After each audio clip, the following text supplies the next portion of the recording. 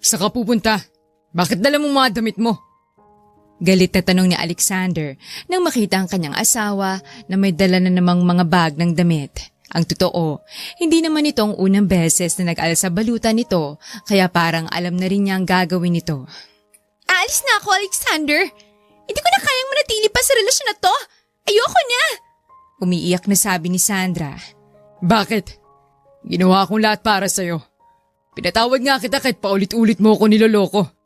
Tinanggap at minahal ko ang anak mo. Sa ibang lalaki na, parang anak ko na rin siya. Hindi kita pinilit, kaya huwag mong isumbat sa akin yan. Ikaw ang nagkusa na tanggapin ng bata. Bulalas ni Sandra. Hindi ko isinusumbat. Pero bakit kailangan mo akong iwan? Pati ang mga anak natin iiwan mo. Napakahirap ng buhay natin, Alexander. Mahirap pa tayo sa daga. Hanggang kailan ko yun kailangang tiisin? Pero ginagawa kong lahat ng kaya ko. May nakilala kong tao na tunay na magmamahal at mag-aalaga sa akin. Kaya niya ibigay lahat ng pangangailangan ko. Mahal ko na si Jeff. Mahal rin niya ako at kaya niya akong gawing prinsesa. Ibinibigay niya lahat ng gusto at deserve ko sa buhay. Hindi katulad mo. Puro paghihirap at pagtitiis lamang nararanasan ko sa ilang taon natin pagsasama. Nagsisikap naman ako, Sandra. Maibibigay ko rin naman sa'yo ang mga gusto mo. Kailan pa? Ang tagal mo nang sinasabi niyan. Wala namang nangyayari. Sandra naman, huwag mong gawin to sa akin. Sa amin ng mga bata. Paano na lamang sila kung wala silang ina? Giit pa ni Alexander. Palang araw, maintindihan din nila ako. Hindi na nagpapigil pa si Sandra. Dinala nito lahat ng gamit nito pero iniwan nito ang kanyang mga anak sa kanyang asawa na si Alexander. 8 taon ng kasal si Sandra at Alexander pero hindi na mabilang sa daliri kung ilang beses nang nagloko si Sandra. Maganda ito pero ambisyosa at makasarili. Mahal na mahal lamang siya ni Alexander kaya nagtitiis ito sa kanyang ugali. Iyak nang iyak si Alexander sa magdamag. Naawa siya sa kanyang sarili dahil ibinigay niya ang lahat sa babaeng pinakamamahal niya pero iniwan pa rin siya nito. Nang umaga na magising ang mga bata ay agad nilang hinanap ang kanilang ina. Tay, nasan po si nanay? Bakit wala na po mga damit niya sa cabinet niya? Tanong ni Tony, ang anak ni Sandra sa ibang lalaki. Ang totoo, dati na ring nagloko si Sandra. Nagkaroon ito ng lalaki pero hindi ito pinanagutan ng mabuntis ito. Dahil sa tindi ng pagmamahal ni Alexander ay tinanggap pa rin niya si Sandra. Pinatawad niya ito at inangkin niya na parang totoo niyang anak ang anak nito na si Tony. Umalis na ang inyong ina. Sumama na siya sa ibang lalaki. Isang mayaman na kayang ibigay lahat ng luho niya. Pagtatapat ni Alexander. Ano na po tayo, tay? Umiiyak na tanong ni Angela, ang anak nila ni Sandra. Huwag kayong mag-alala mga anak. Andito naman ako. Hindi ko kayo pababayaan. Gagawin ko lahat para mapasaya kayo at mabigyan ng magandang buhay. Nagsumikap naman si Alexander. Lahat ng trabaho ay kanyang pinasok para lamang mabuhay ang kanyang mga anak. Naisipan niyang magtinda ng pares. Marunong magluto si Alexander kaya't naisipan niyang ito na muna ang magiging hanap buhay niya. Pumwesto siya sa harap ng kanilang bahay para nababantayan pa rin niya ang mga bata. Isang araw na galing siya sa pamamalengke ay may nadaanan siyang isang magarang kotse na naflatan ng gulong. Nakamasid lamang siya sa kotse at napansin niyang may bumaba mula sa kotse na isang babaeng maganda at mukhang mayaman. Nakita niyang problemado ito at tila hindi naman marunong magpalit ng gulong. Naawa siya kaya kahit nagmamadali ay nilapitan niya ito. Miss, okay ka lang ba? Tanong ni Alexander habang buhat ang kanyang mga pinamili. Naflatan po ako ng gulong at hindi naman ako marunong magpalit. Tinatawagan ko ng aking assistant pero tulog pa ata to. Paliwanag ng babae na halos maiyak na. Tutulungan na lang po kita. Mabilis lang to. Nasaan po ba magamit mo pang palit ng gulong? Nakangiting tanong ni Alexander. Nasa compartment po.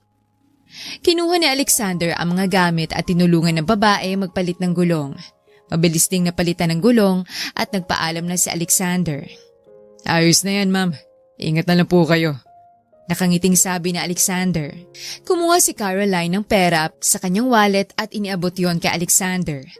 Ito po, pang merienda. Nakangiting sabi ni Caroline at iniaabot ng 1,000 piso kay Alexander. Naku, wag na po. Madali lang naman ang magpalit ng gulong.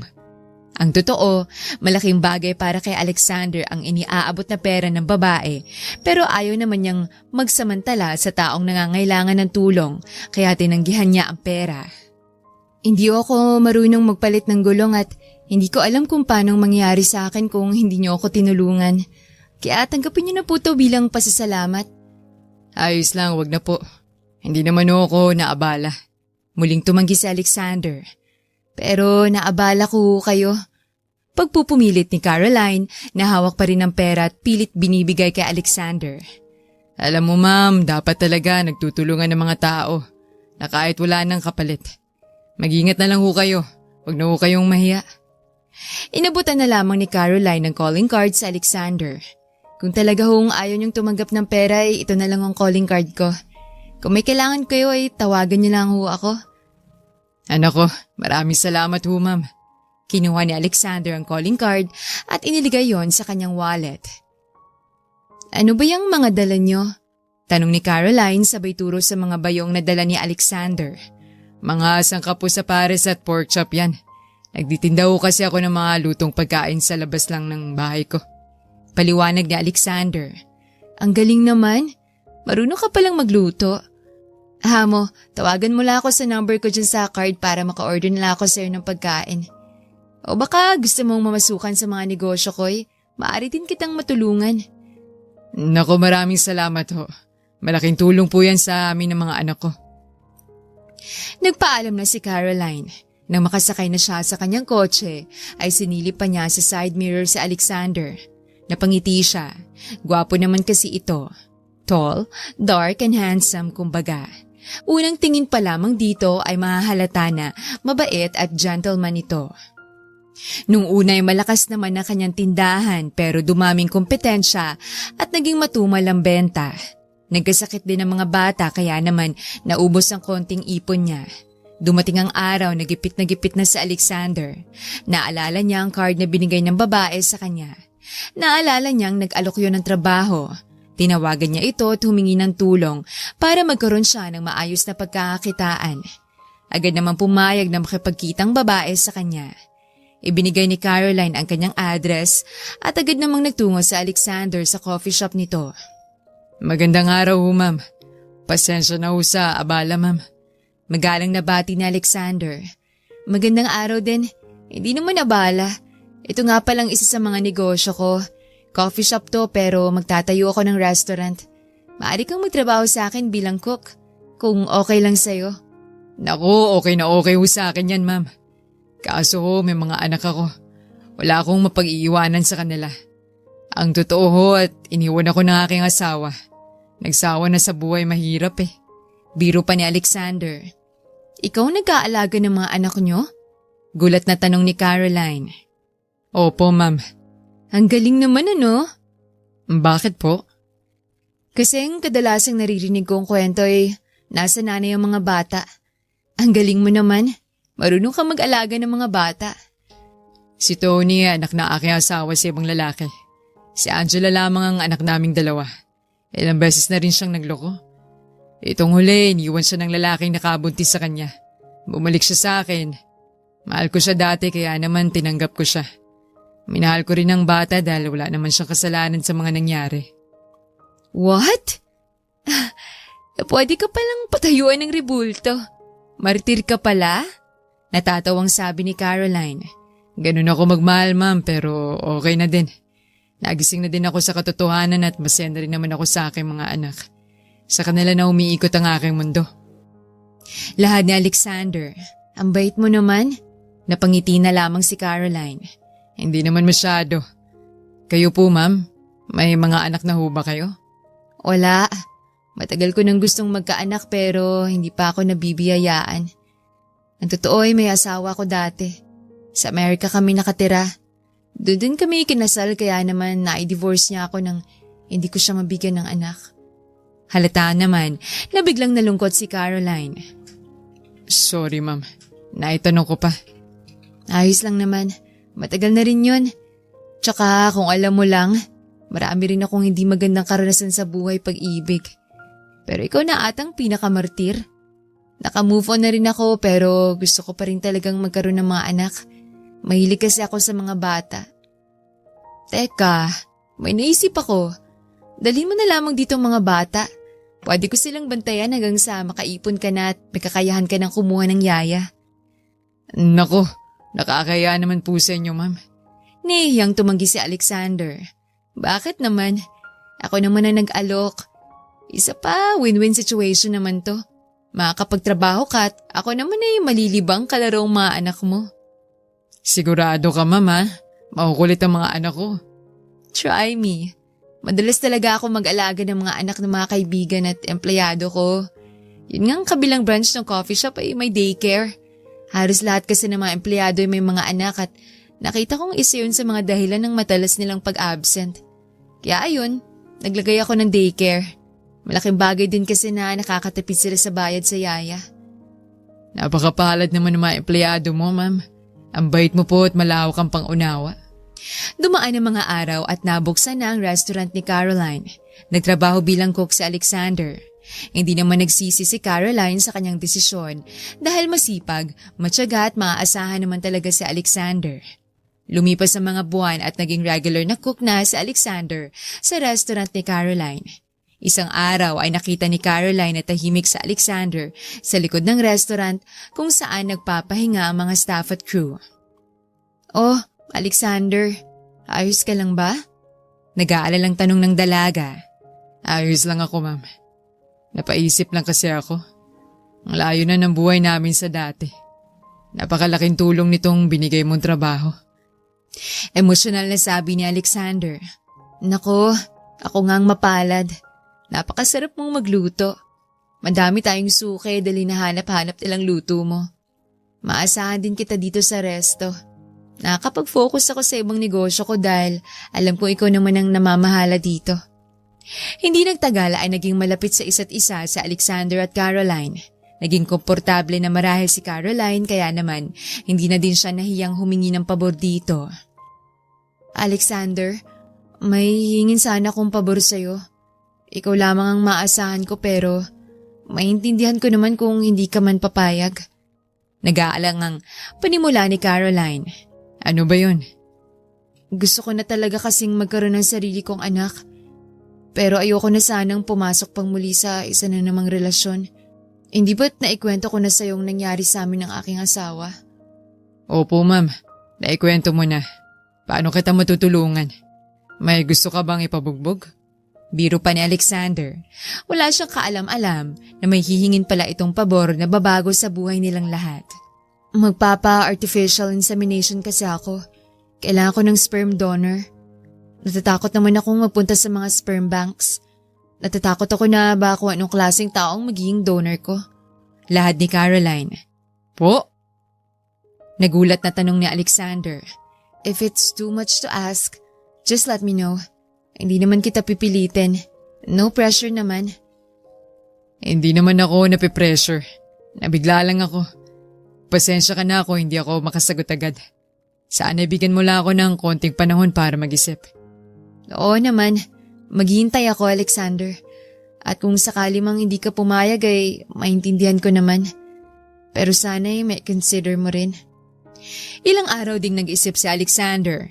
Gusto niyang makatulong kay Caroline. Napakabait ng dalaga sa kanya at sa kanyang mag-anak. Marahil naghihirap sila ng todo hanggang ngayon kung hindi sila tinulungan ni Caroline. Binalawala na niya lahat ng kanyang pangamba. Pumayag na siyang maging sperm donor ni Caroline. Caroline, papayag na akong maging sperm donor mo. Malaking naitulong mo sa aking pamilya at ngayon ikaw naman ang may kailangan ng tulong. Nandito lang din ako para sa'yo. Madamdaming sabi ni Alexander. Nagluha agad ang mga mata ni Caroline. Ramdam ni Alexander kung gaano ito kasaya. Totoo? Baka napipilitan ka lang Biro pa ni Caroline pero tumutulong ang mga luha nito. Sabihan mo lang ako kung kailan at saan ako pupunta Oo naman. Maraming salamat uli Alexander. Masaya ako makatulong sa'yo. Huwag ka mag-alala. Gagawa naman ako ng kasunduan. Wala ka magiging obligasyon sa aming mag-ina. Hindi kita bibigyan ng isa pang responsibilidad. Alam kong hirap ka na ngang mag-alaga sa dalawa mong anak eh. Naku, hindi naman kailangan yan. Maayos ka naman kausap eh. Lumipas nga ang ilang araw at nagpasuri na si Alexander. Matapos masigurong maayos ang kanyang kalusugan at fit siya mag-donate ay sinimulan na nila ang proseso. Nung unay hindi nakabuo ng baby sa ginawang proseso, nagkaroon ng buwanang dalaw si Caroline nang ibig sabihin ay hindi siya nabuntis. Sinubukang muli nila at sa pangalawang pagkakataon ay dinatnan na naman si Caroline. Malungkot na malungkot ito at ayaw na nga niyang sumubok pang muli pero si Alexander mismo ang nangumbinsi sa kanya na huwag mawala ng pag-asa.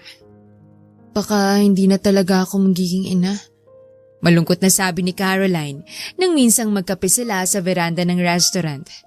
Huwag ka nga mawala ng pag-asa. Yung iba nga, 10 taong sumubok. Hindi naman sila nawala ng pag-asa.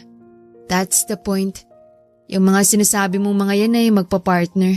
May suporta silang nakakuha sa kanilang mga asawa. Mag-isa lamang ako, Alexander. Pinanghihinaan ako ng loob. Minsan, parang gusto ko na lamang isukong pangarap kong maging isang ina. Huwag ka mag-alala, Caroline. Andito lang naman ako. Suportado kita ng mga bata. Subukan mo uling magpa-artificial insemination. Maalay mo, ito na pala yung panahon para magkabuo ka ng baby. Salamat, Alexander, ha? Wala yun. Muli ngang sumubok si Caroline. Nagkaroon siya ng lakas ng loob dahil kay Alexander. Sumailalim muli sa artificial insemination ng dalaga. Sa pagkakataong ito ay sinamahan siya sa klinik ni Alexander. Matapos ang proseso ay naiwang nakahiga sa hospital bed si Caroline. Katabi naman niya si Alexander. Hinawakan ni Alexander ang kamay ni Caroline. Magdasal ka na sana bigyan ka na ng baby mo. Ikaw hindi naman eh. Pwede mo namang maging baby sila Tony at Angela. Naiyak si Caroline. Oh, bakit ka umiiyak? Nainis ka ba sa sinabi ko? Sorry. Hindi naman. Natuwala ako kasi nung unang 2 beses ako nagpunta dito, mag-isa lamang ako. Mas okay pala kapag may kasama. Nakangiting sabi ni Caroline. Dumaan ang mga linggo at muling nagkaroon ng dalaw si Caroline pero ayon sa kanya ay mas maiksing itinagal nun kumpara sa normal niyang dalaw. Muling nalungkot si Caroline pero sinuportahan siya ni Alexander. Ilang araw ding napapansin ni Alexander na masama ang pakiramdam ni Caroline. Madalas din itong nagsusungit na ipinagtataka ni Alexander dahil napakabait nito sa lahat. Madalas ding mainis ang dalaga kay Alexander. May mga panahon ngang hinahampas pa siya nito o minsan ay binabato ng kung anumang mahawakan nito.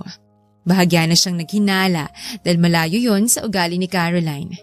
Isang araw ay nakita ni Alexander na nagsusuka si Caroline. Nilapitan niya ito pero bigla itong nahilot na tumba sa sahig. Agad namang dinala ni Alexander si Caroline sa ospital. Ilang oras ding nakatulog si Caroline at nang magising siya ay nakita niya sa tabi niya si Alexander. Ano dong nangyari sa akin? May sakit ba ako? Nag-aalalang tanong ni Caroline. Huwag kang mag-alala, Caroline. Wala kang sakit. Nakangising sabi ni Alexander. Bakit daw ako nahilot nagsusuka? May sakit ba ako? Ulcer? Vertigo? Hinawakan ni Alexander ang kamay ni Caroline. Ang kulit mo talaga. Wala kang ngang sakit. Pero sa tingin ko'y magiging mabuti kang ina. Ha? Buntis ako? Gulat na tanong ni Caroline. Oo, Caroline. Buntis ka.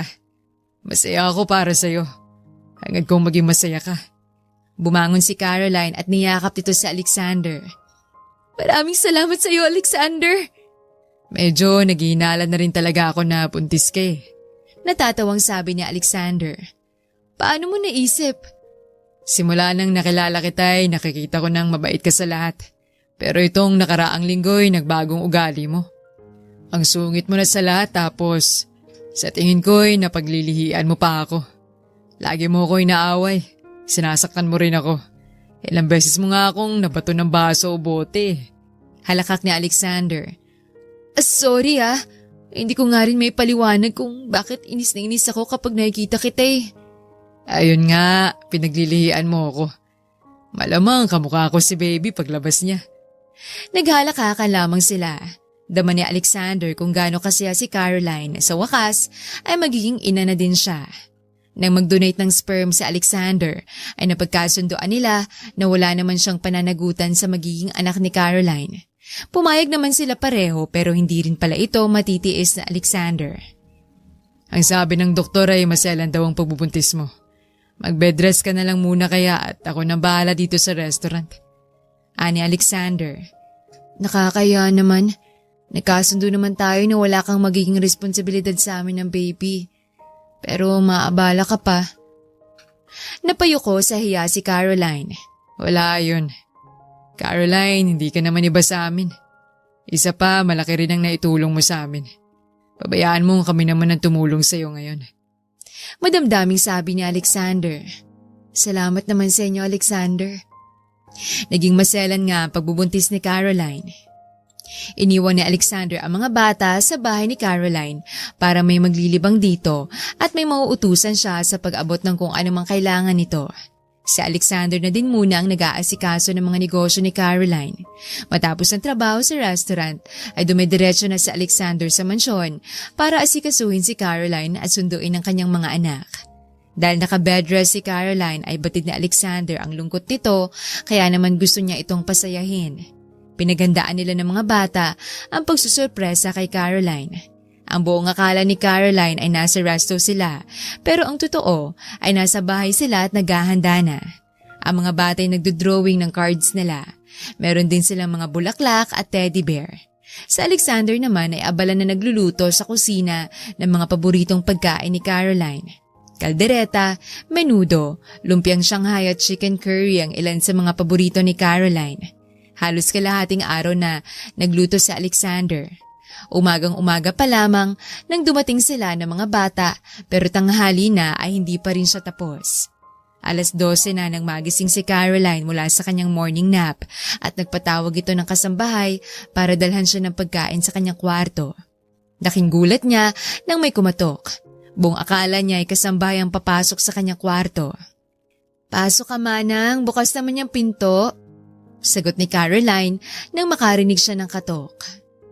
Tita! Tita! Masayang bati ng mga bata. Oh, anong ginagawa niyo dito? Sino naghatid sa inyo? Gulat na tanong ni Caroline pero masaya siyang makita ang mga bata.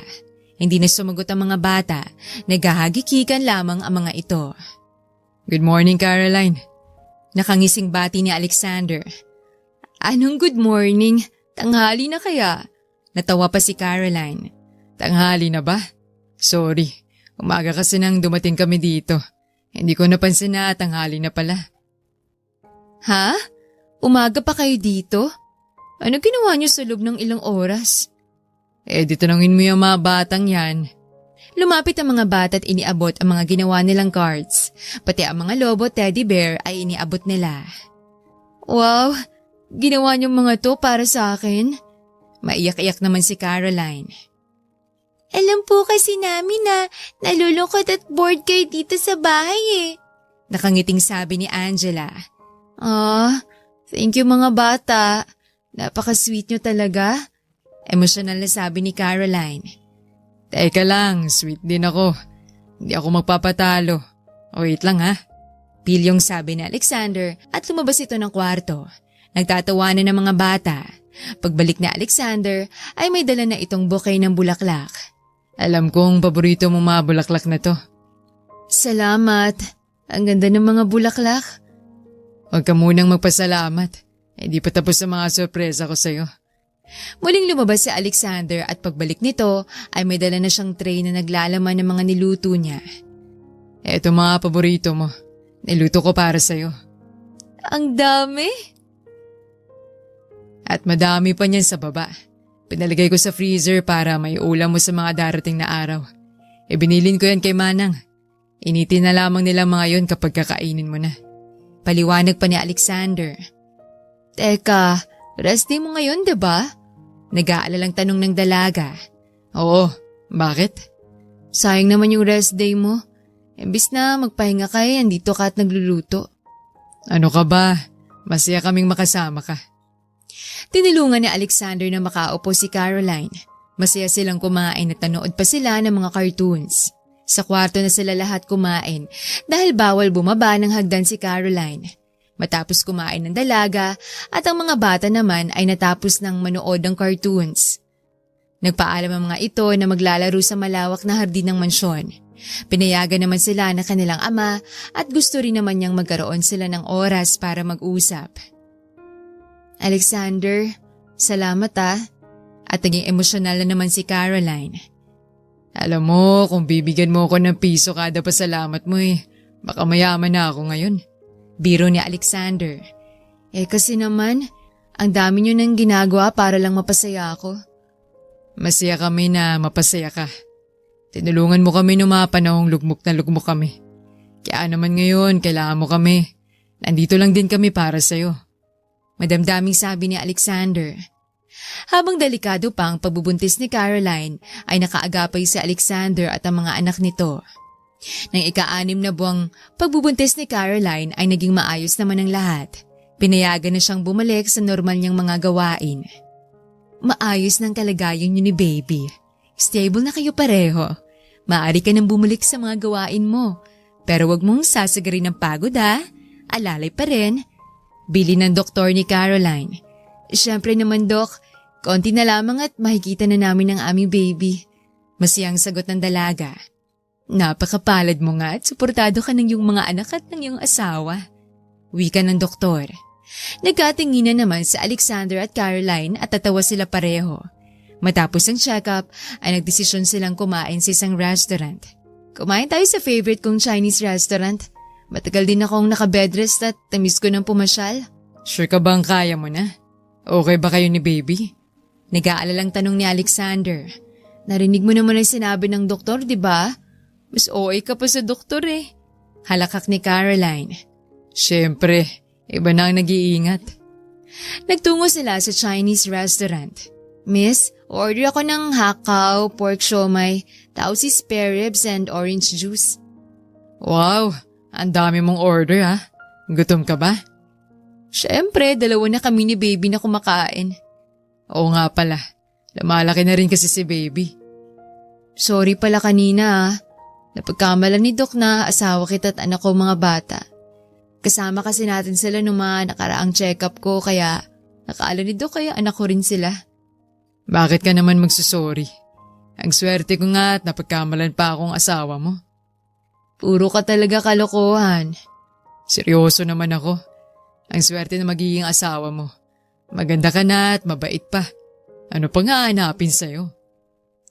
Naputol ang kanilang kwentuhan nang dumating ang kanilang order. Masaya silang kumain at nagkwentuhan. Nang nabusog sila ay nagsabi si Caroline na mamimili siya ng gamit ng baby. Mauna ka na sa resto. Didiretso pa ako ng mall. Kailangan ko nang mamili ng mga gamit ni baby. Ani Caroline. Magmumall kang mag-isa? Nag-aalalang tanong ni Alexander. Oo naman. Sabi naman ni Doc okay na ako, diba? Sagot naman ni Caroline. Okay lang ba kung sasamahan na lang kita? Naalarmang tanong ni Alexander. Ha? Naku, wag na. Abala naman masyado yun. Tumanggi pa si Caroline kahit ang totoo ay na-excite siya na sasamahan siya ni Alexander. I insist. Parang hindi rin naman ako mapapakali niya na mag-isa ka sa mall. Ikaw bahala. Ayoko lang makaabala sa'yo. Ilang beses ko bang sasabihin sa'yo, hindi ka abala sa akin, okay? Namili nga sila ng mga gamit ng baby. Hindi maalis ni Caroline ang kilig sa pinapakitang pag-aalaga ni Alexander. Napaka-gentleman nito. Ang totoo ay parang nakalimutan na nga nito na hindi naman magiging kanya ang baby. Sperm donor lamang siya pero para siyang totoong ama kung mag-alala sa baby. Lingid sa kanyang kaalaman ay unti-unti rin naman palang nahuhulog ang loob ni Alexander sa kanya. Palagay naman ang loob nila sa isa't isa. Kumbaga ay para silang mag-MU, mutual understanding. Para bang ramdam nila na mahal nila ang isa't isa pero hindi nila ito pinag-uusapan. Lumipas ang ilang buwan at nanganak na nga si Caroline. Masaya ang mga bata dahil nakita nila ang kanilang kapatid. Araw-araw naman kung pumunta si Alexander sa bahay ni Caroline. Araw-araw ka talagang nandito? Hindi ka ba napapagod? Natatawang tanong ni Caroline. Hindi naman. Nakakabala na ba ako dito? Nahiya naman si Alexander. Iniisip ko lang na baka sobra ka nang napapagod. Nagtatrabaho ka, nag-aasikaso ka ng mga bata tapos pumupunta ka pa dito bago ka pumasok sa resto. Pagkatapos ng trabaho ay dumadaan ka rin dito. Nakakapagpahinga ka pa ba? Ani Caroline. Kaya pa naman. Masaya naman ako sa ginagawa ko. Masaya ako na makasamang mga anak ko. Sorry. Tila napahiya at yumuko na lamang sa Alexander. Salamat naman. Hindi ko akalaing ganito kahirap ang magkaroon ng anak.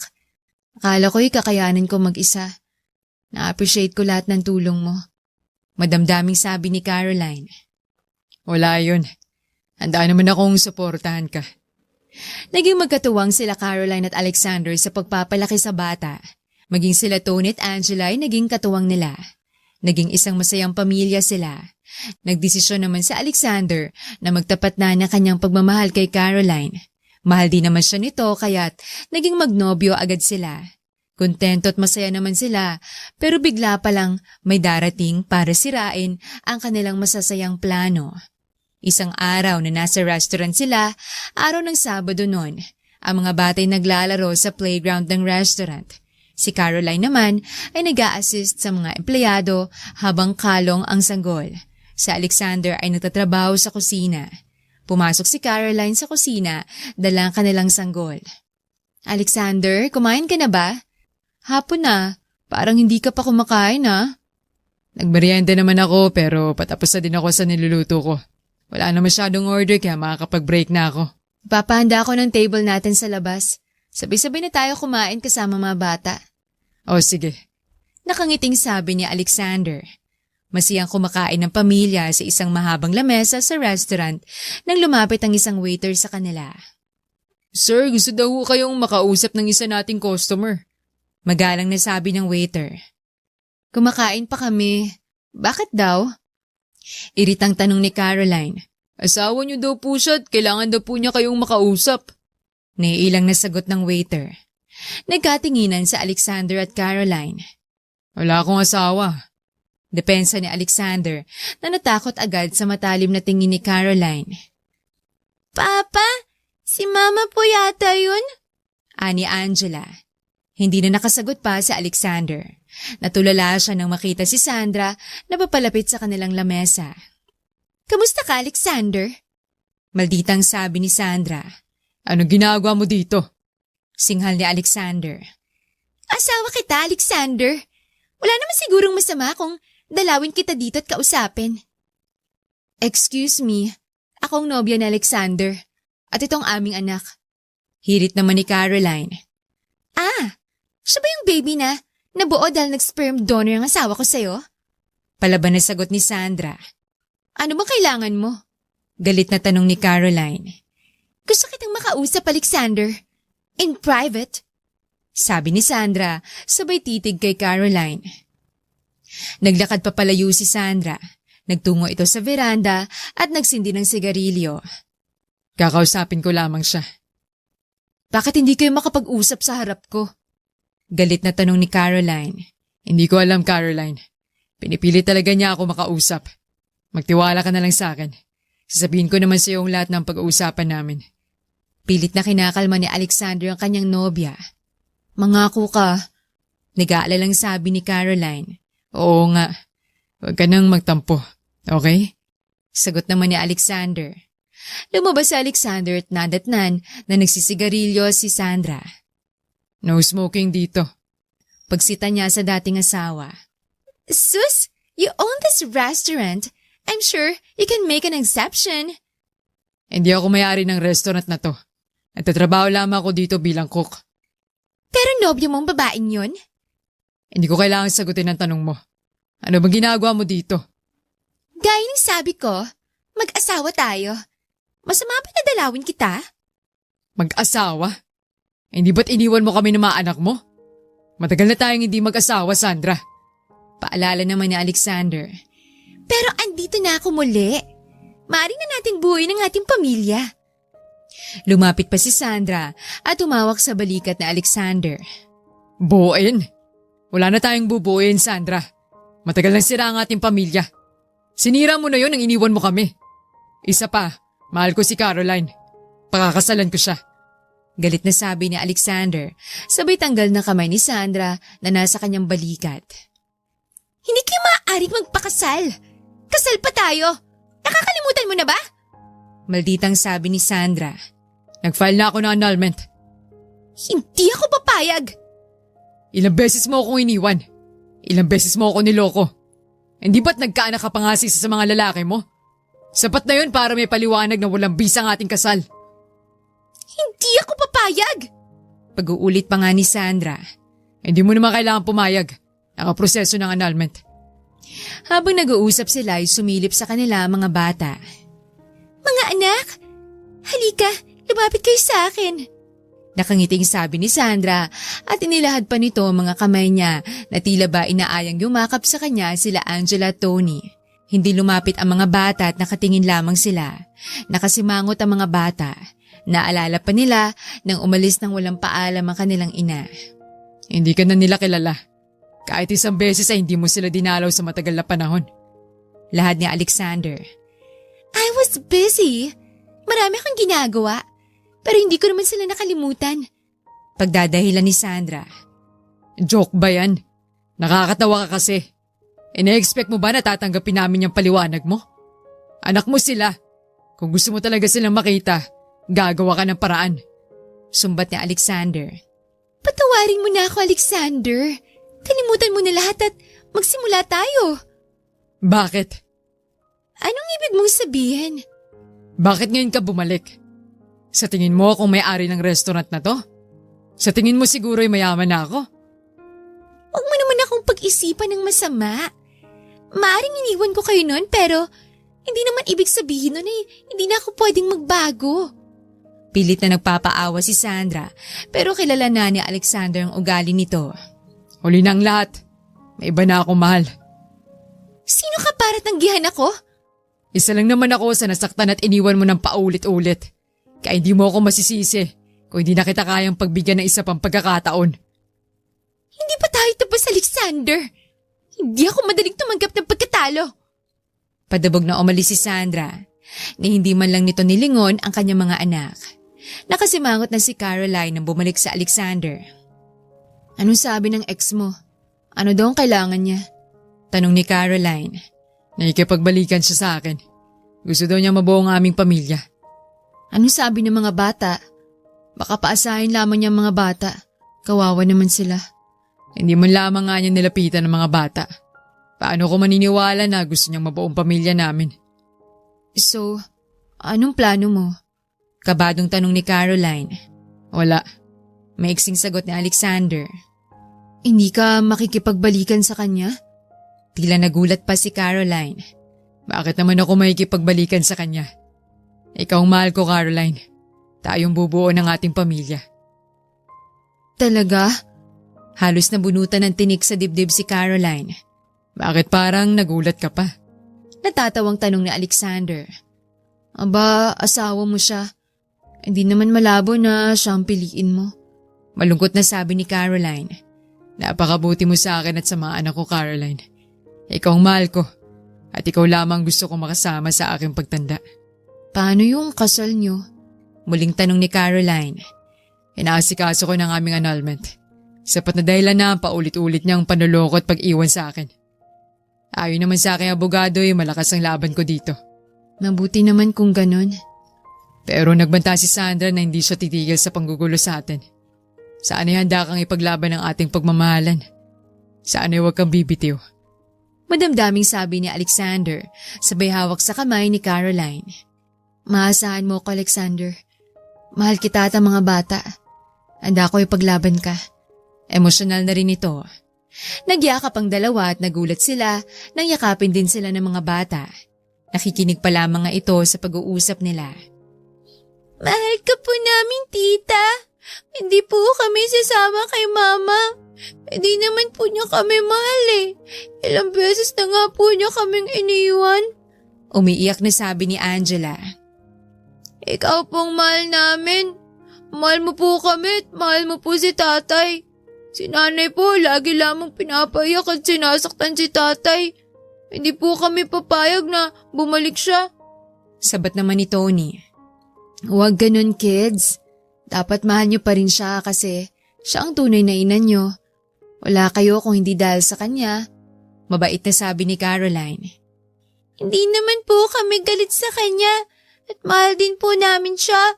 Pero mas mahal ka po namin at hindi po kami sasama sa kanya. Paglilinaw naman ni Angela. Mahal na mahal ko rin kayo na para kong tunay na mga anak. Madamdaming sabi ni Caroline. Naging handa naman sila sa kung anong maaaring gawin ni Sandra. Alam nila na hindi ito titigil hanggat hindi sila nasisira bilang isang pamilya. Minsan ay sinadya ni Sandra na pumunta sa resto dahil alam nito na wala si Alexander.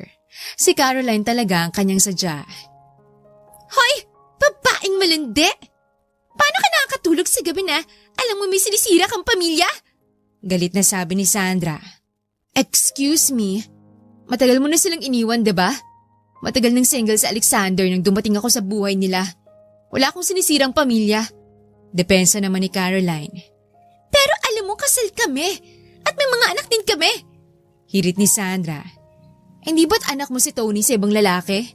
Iniwan mo si Alexander at tinanggap ka lang niya uli pero ilang beses mo pa siyang niloko. Paano mo sasabihin ng gulo ko? Palabang sabi ni Caroline. Kinagamit mo lang din naman si Alexander, di ba? Ginamit mo lang siya dahil desperada kang magkaroon ng anak. Ganti ni Sandra. Humingi ako ng tulong sa kanya para magkaroon ng anak pero hindi ko siya ginamit. Nahulog ang loob ko sa kanya at ganun din naman siya. Minahal namin ang isa't isa. Pero hindi tulad mo. Mahal ko sila at hindi ko lolokohin sa Alexander. Tapat ako sa kanya. Mahabang sabi ni Caroline. Eh siya ba tapat sa'yo? Paano kung ginagamit ka lamang niya dahil marami kang pera? Malditang tanong ni Sandra. Hindi ganyan ang pagkatao ni Alexander. Sorry pero kapag naikasal kayo ay hihiwalayan ka din niya. Gusto lamang niyang maging legal kayong mag-asawa para magkaroon siya ng karapatan sa pera at mga ari-arian mo. Yan ang totoo. Lahad ni Sandra. Hindi ako maniniwala sa isang tulad mo. Sinisira mo lamang kaming dalawa. I'm sorry to disappoint you pero handa naming ipaglaban ang pagmamahalan namin. Sagot ni Caroline na pilit nagpapakatatag. Dumukot si Sandra sa kanyang bag ng isang malaking sobre at inilabas ang mga larawan nila ni Alexander. Nakikita mo to? Tanong ni Sandra sabay taas ng mga larawan. Bakit kayo may larawan ni Alexander? Naalaramang tanong ni Caroline. Naalala mo nung isang araw na nagpaalam siya sa'yo na may aayusin siyang mga dokumento? Nagkita kami at magkasama kami. Nagkasundo kami na aayusin na namin ang aming pamilya. Pero hihintay lang daw niya na maikasal kayo at makakamkam niya mga ari-arian mo.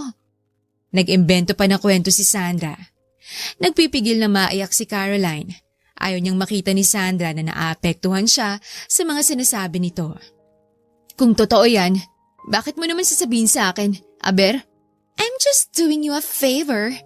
Sinasagip pa nga kita sa heartbreak at paghihirap. Hiwalayan mo na siya para mapaagang pag-aayos namin sa pamilya namin. Makakaligtas ka rin sa masamang plano niya.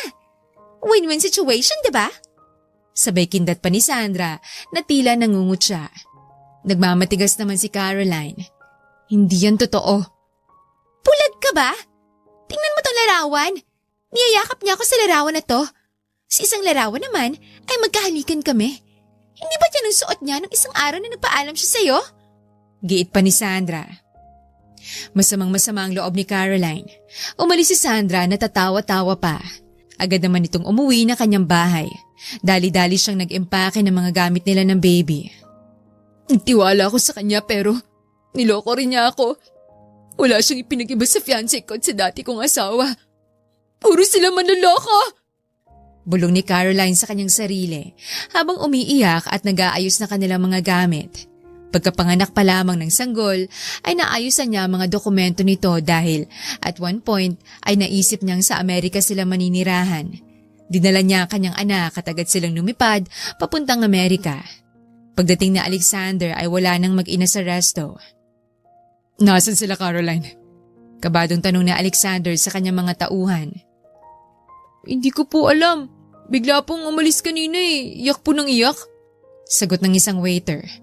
Bakit umiiyak? May nangyari ba sa baby? Muling tanong na Alexander. Parang wala naman po. Dumating po kasi yung dati niyong asawa dito. Nag-usap lang sila tapos umalis na din po yung babae. Pero doon na po nagsimulang umiyak si ma'am. Tapos umalis na po. Baka po nasa bahay na. Paliwanag ng waiter. Sige, pupuntahan ko na lang siya sa bahay. Mauna na ako ha. Kayo nang bahala dito. Tawagan niyo lang ako pag may problema. Ani Alexander at humahango si Tong nagtungo sa mansyon. Pagdating sa bahay ni Caroline ay wala din ito. Sabi ng mga kasambahay ay bigla daw nag-impake at umalis kasamang baby.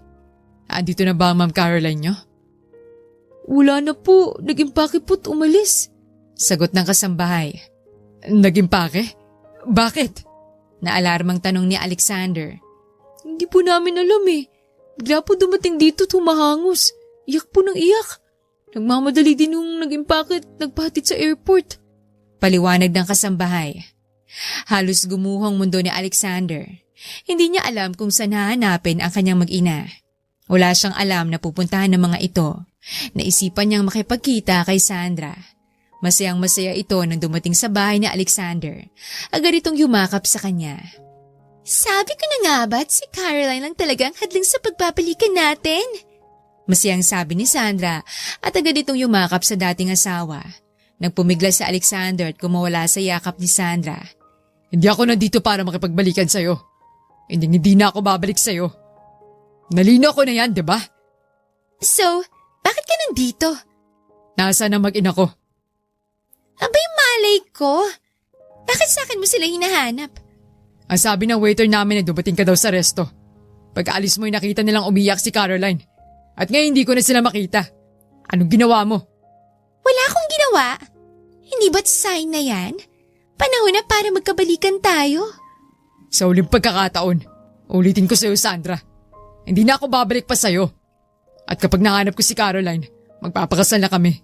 Lubayan mo na kami. Galit na umalis si Alexander.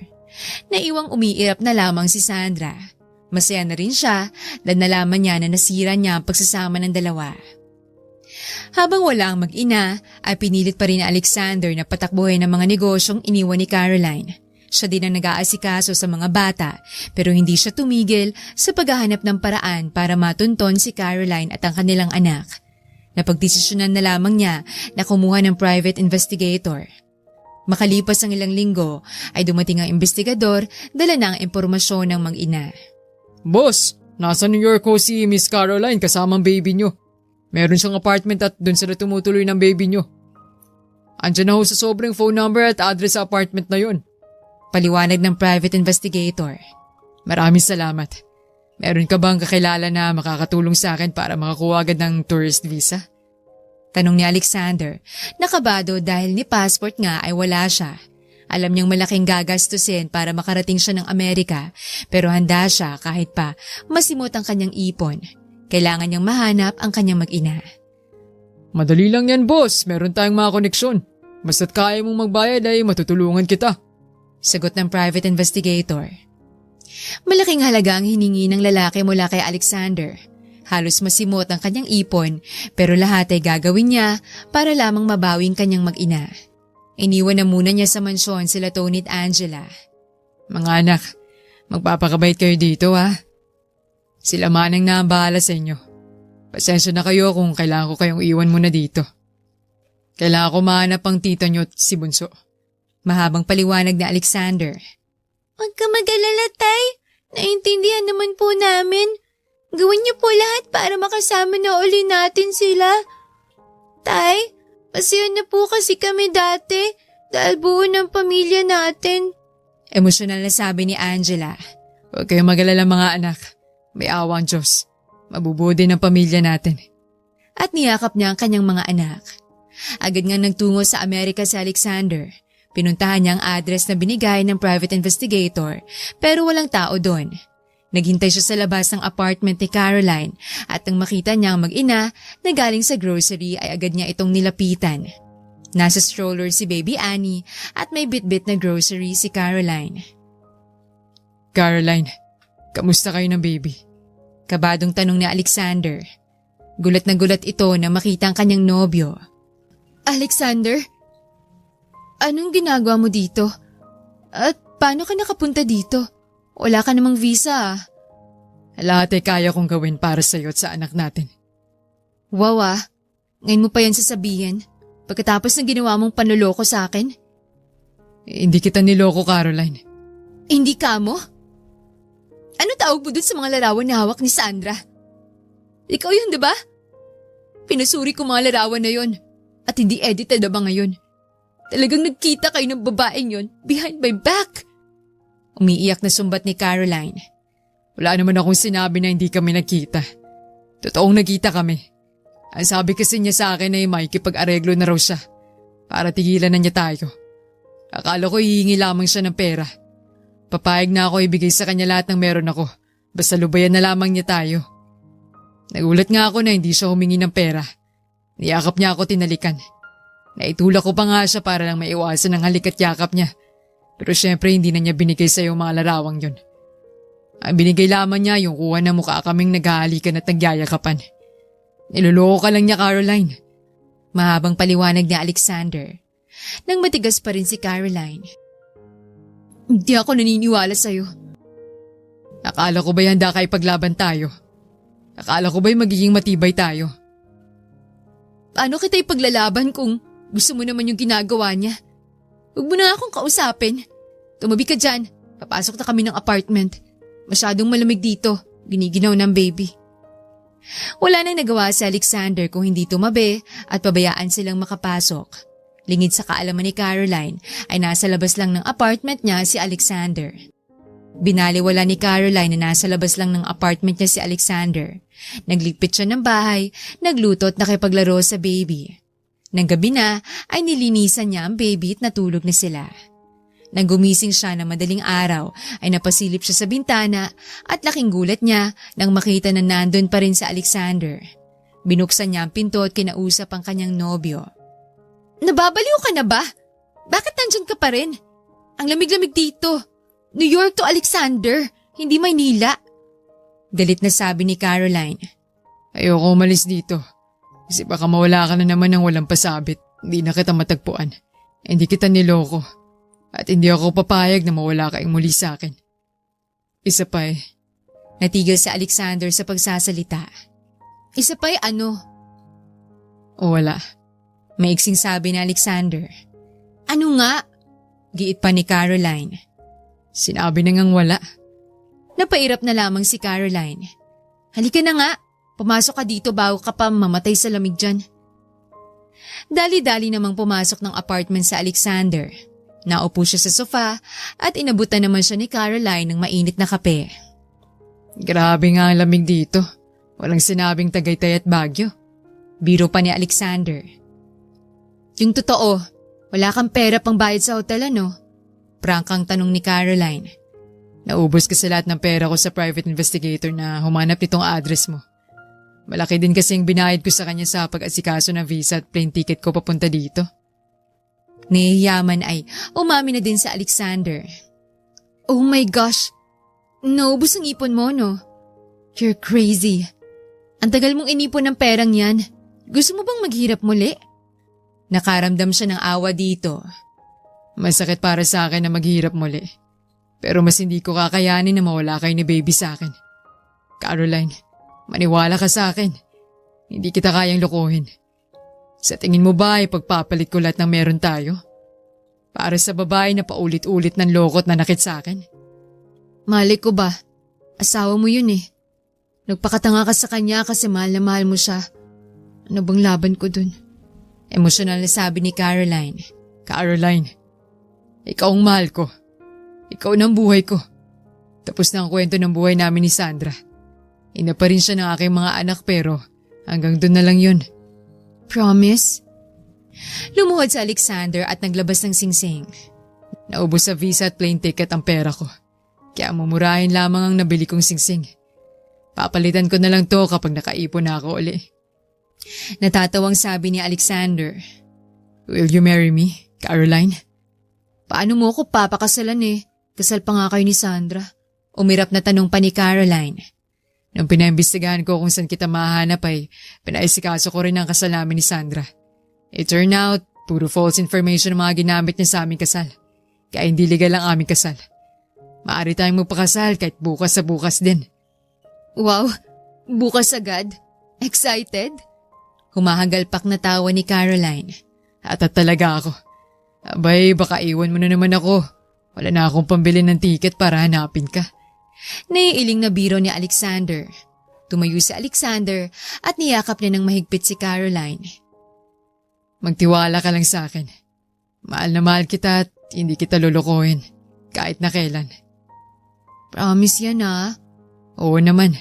Promise. Cross my heart. Nagtatawanan ng dalawa nang marinig nilang umiiyak si baby. Nako, umiiyak ang anak mo. Namiss ka ata.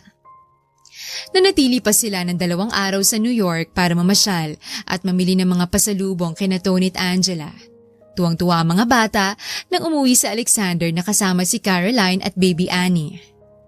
Yay! Yay! Tita! Andito na po kayo ulit ni baby Annie! Masiyang salubong ni Angela. Tita, bati na po ba kayo ni tatay? Tanong naman ni Tony. Oo, bati na kami ng tatay niyo at hindi na ako aalis pang muli. Sabi nito, sabay yakap sa mga bata. Ilang araw din niyang hindi nakita mga bata at talaga namang namiss niya ang mga ito. Yay! Yay! Sabay na sigaw ni Tony at Angela. Hindi lang yan mga anak. Ikakasal na kami ng tita niyo. Nakangiting inanunsyo ni Alexander ang tungkol sa kanyang proposal. Wow! Talaga po? Masaya po kami na magiging totoong tita nanay ka na po namin. Ani Angela. Masaya din akong maging nanay niyong mga bata. Maluha-luha naman si Caroline. Inasikaso nila agad ang kasal. Inilihim na muna nila ang tungkol dito para maiwasan na guluhin na naman sila ni Sandra. Pawang mga kaibigan lang muna nila ang kanilang sinabihan. Dumating na ang araw na kanilang kasal. Masayang-masaya si Caroline habang naglalakad siya papunta sa dulo ng altar kung saan naghihintay si Alexander. Pati mga bata ay masaya dahil sa wakas ay mabubuo na ang kanilang pamilya. Na makarating sa harap ng altar si Caroline ay bigla namang dumating si Sandra. Itigil ang kasal! Sigaw pa nito. Bakit mo gustong pigilan ang kasal na to, iha? Tanong ng matandang pare. Kasal pa kami ng lalaking yan! Hindi siya maaaring ikasal sa malanding babae niya. Hindi siya maaaring ikasal sa malanding babae na yan! Panay sigaw ni Sandra. Hindi legal ang ating kasal. Puro maling impormasyon na nilagay mo sa ating marriage contract. Pati ang edad, pangalan at pirma mo ipineke mo. Sa tingin ko, hindi ka pa handa ng panahon ikinasal tayo. Kaya pineke mo na lamang yun. Lahad ni Alexander. Hindi totoo yan! Hindi ka maaaring magpakasal sa babaeng yan! Tayo nararapat sa isa't isa! May mga anak tayo! Ani Sandra. Dito na nagsalita ang mga bata. Nanay, tama na po. Pabayaan mo na po kaming maging masaya. Hayaan mo na po si tatay na maikasal kay Tita Caroline. Nagmamahalan naman po sila eh. Pakiusap pa ni Angela sa kanyang ina. Anak, bubuuin namin ang tatay mong pamilya natin at magiging masaya tayo. Pambobola pa ni Sandra. Hindi ka po masaya sa amin kaya lagi mo na lang po kaming iniiwan. Hayaan mo na lang po kaming maging masaya, nanay. Si Tony naman ang nakiusap. Nag-brainwash mo na pati mga anak ko? Napakawalang yaman talagang babae ka! Nagwawala na si Sandra. Bigla itong dumukot ng barel mula sa kanyang bag at itinutok yon kay Caroline. Kailangan mo nang mawala para wag mong mahadagan ang pamilya namin! Binaril ni Sandra si Caroline pero hinarang ni Alexander ang kanyang katawan para protektahan ang kanyang bride. Tinamaan siya sa likod at saka bumagsak sa sahig ng simbahan. Nagimbal si Sandra. Hindi naman niya gustong saktan ang ama ng kanyang mga anak. Tumakbo ito para tumakas pero hinuli siya ng mga taong bisita sa kasal. Maya-maya pa ay dumating na ang mga pulis at dinala na nila si Sandra. Dumating din naman agad ang ambulansya at dinala na sa ospital si Alexander. Iyak nang iyak ang mga bata. Pilit namang nagpapakatatag si Caroline para sa mga anak nila. Tita, Mamamatay na po ba si tatay? Umiiyak na tanong ni Angela. Hindi anak, mahal tayo ng tatay niyo kaya sigurado kung lalaban siya para sa atin. Magdasal kayong mga anak. Umiiyak na rin si Caroline. Sumunod sa ospital si Caroline dalang sanggol at sila Angela at Tony. Suot pa niyang wedding gown niya na puro dugo ni Alexander. Ilang oras din ang tagal ang operasyon. Malapit daw kasi sa puso at baga ang tama ni Alexander. Komplikadong operasyon. Mabuti na lamang at madaming eksperto at magagaling na doktor sa ospital na pinagdalhan kay Alexander. Madaling araw na nang matapos ang operasyon. Nilapitan ng doktor si Caroline. Mag-isa na lamang siya naghihintay sa labas ng operating room. Ang mga bata ay natutulog na sa private room kung saan ililipat si Alexander matapos ang operasyon. Mrs. At tinapik pa ng doktor sa balikat si Caroline para magising siya. Ay, sorry po, Dok. Nakatulog ako sa pagod at pag-iyak. Paliwanag pa ni Caroline habang pupungas-pungas pa ito. Ayos lang ho. Naintindihan ko naman. Kayo ho ba ang misis ng pasyente? Tanong ng doktor. Actually, hindi pa po ako misis ng pasyente. Hindi po naituloy ang kasal namin dahil nabaril siya. Malungkot na lahad ni Caroline. Huwag ka mag-alala, iha. Sa tingin ko naman matutuloy pa rin ang kasal nyo. Nakangiting sabi ng doktor. Talaga, Dok? Tumango ang doktor. Maayos na siya. Inilipat namin siya sa recovery room kanina. Stable na siya kaya naman ililipat na siya sa private room. Napakapalad ng iyong asawa. Napakalapit sa kanyang puso at bagang dinaanan ng bala. Kung nausog lang yun ng konti, baka hindi siya umabot dito sa ospital. Mukhang destiny niyong ikasal talaga. Biro pa ng doktor. Napangiti naman sa tuwa si Caroline. Salamat po, Dok. Na makaalis ang doktor ay napapikit na lamang si Caroline at bumulong siya ng maiksing panalangin ng pasalamat. Nagulat siya nang inilabas na si Alexander.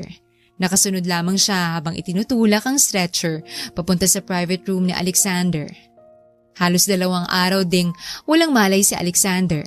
Matagal at mabusisi ang kanyang naging operasyon, kaya naman kinailangan na kanyang katawan ang mahabang pahinga at pagtulog. Nang magising na ito, ay nakita niyang nakaupo sa tabi niya si Caroline. Anong nangyari? Tanong ni Alexander. Nabaril ka ni Sandra. Mahinahong sabi ni Caroline. Nasaan na si Sandra? Halos bulong na lamang ang boses ni Alexander. Nakakulong na si Sandra. Muntik ka na niyang mapatay. Nagsimula nang maging emosyonal si Caroline. Kamusta ka? Hindi ka ba nasaktan? Kamusta ang mga bata? Dire-diretsyong tanong ni Alexander. Kahit bumubulong lamang ay halata ang pag-aalala nito sa mga anak niya. Maayos at ligtas naman kaming lahat. Ikaw lang nabaril. Alexander, ako naman talagang babarilin ni Sandra. Bakit mo ba hinarang ang sarili mo? Hindi ko mapapatawad ang aking sarili kung may masamang nangyari sa'yo. Halos sumagulgol na si Caroline. Natroma ito sa nangyaring barilan. Hinawakan naman ni Alexander ang kamay ni Caroline. Bakit pa nagulat ka pa? Hindi ba't nangako na ako sa'yo? Namamahalin, aalagaan at puprotektahan kita habang buhay ako. Ganun kita kamahal, Caroline. Mahal na mahal rin kita, Alexander. Ani Caroline. Ayon sa mga doktor ay kailangang manatili sa ospital ni Alexander ng 1 hanggang 2 linggo. Nang minsan na galing sa resto si Caroline, ay dali-dali siyang pinabalik ng ospital. Kabadong-kabado siya sa pag-aakalang may nangyaring masama kay Alexander. Laking gulat niya nang makabalik siya sa ospital. Nandun sa private room ni Alexander, ang 6 sa pinakamalalapit nilang kaibigan. Andun din ang mga anak nila at ang pare. Anong meron dito? Gulat na tanong ni Caroline. Hindi ko na kasi mahihintay pa na makalabas ako ng ospital na to. Baka matagalan pa kapag inayos nating muling ating kasal. Kaya naisip ko na dito na lamang kita papakasalan. Madamdaming sabi ni Alexander. Ang kulit mo talaga. Kung ano nung naiisip mo, no? Naiiyak na sabi ni Caroline. Mahal na mahal nga kasi kita. Kaya gusto na kitang pakasalan ngayon na mismo. Ani Alexander. Sige na nga. Biro pa ni Caroline. Ikinasal nga sila ng pari sa mismong private room ni Alexander. Na makalabas naman ng ospital sa Alexander ay nasikaso rin nila ang kanilang church wedding. Hindi na nakapanggulo pa si Sandra, pero mas naging maingat sila sa kanilang church wedding. Kumuha na sila ng mga bodyguards at mga security guards. Masayang-masaya ang bride at groom nang sa wakas ay naikasal din sila sa simbahan. Ang totoo, ayaw na nga sana ni Caroline na maikasal sa simbahan. Okay na daw siya sa kasal nila sa ospital, pero nagpumilit si Alexander na pakasalan sa simbahan ng kanyang asawa. Ito daw ang deserve ng mabuting taong tulad niya. May mga tao talagang paulit-ulit nananakit. Mapalad si Alexander dahil dumating sa buhay niya ang tulad ni Caroline na mabait, tapat at mapagmahal. Mapalad din naman si Caroline dahil mahal na mahal siya ni Alexander. Dumaan ang mga taon at nang malaki na sila Angela, Tony at Bunso ay muling nabiyayaan ng supling sina Alexander at Caroline. Madami man silang pinagdaanan sa buhay. Sa huli ay naging masaya pa rin naman sila. Saan ka pupunta? Bakit dala mo mga damit mo?